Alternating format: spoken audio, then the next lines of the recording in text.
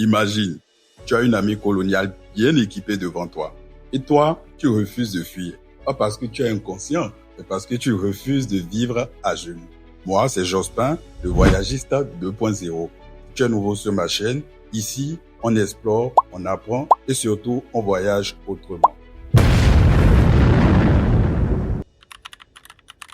Aujourd'hui, direction le nord du Bénin pour découvrir l'histoire d'un héros africain que trop peu de gens connaissent. On remonte au début du XXe siècle.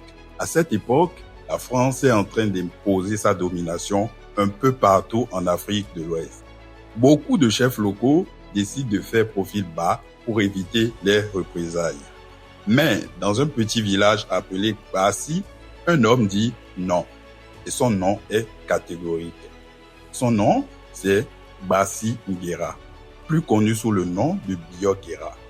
Un chef respecté, un stratège et surtout un homme libre. Bio Guerra, ce n'était pas juste un guerrier, mais c'était un cerveau. Avec ses hommes, il mène une résistance locale contre les troupes françaises. Pas de mitraillettes, pas de tanks, juste des arcs, des flèches empoisonnées et une détermination de malade. Son terrain, c'est la zone de Baoua, dans le nord du Bénin. Et petit à petit, il devient l'ennemi numéro 1 des colons dans la région.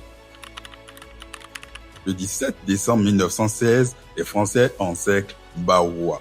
Pour eux, c'est la fin de la République. Mais Bio Guerra refuse de se rendre.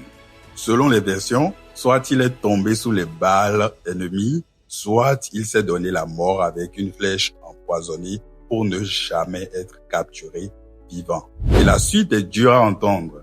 Les colons auraient coupé sa tête pour l'exhiber comme trophée. Cependant, jusqu'à ce jour, les causes véritables de sa mort restent inconnues. Aujourd'hui encore, dans son village natal, Bassi, on honore sa mémoire chaque année. Une statue lui est même dédiée à Parakou et une autre récemment à Cotonou.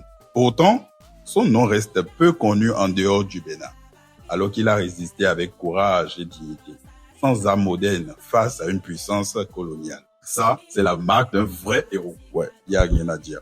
L'Afrique est remplie d'histoires comme celle de Bio Guerra, des héros effacés des manuels, mais gravés dans la mémoire de nos peuples.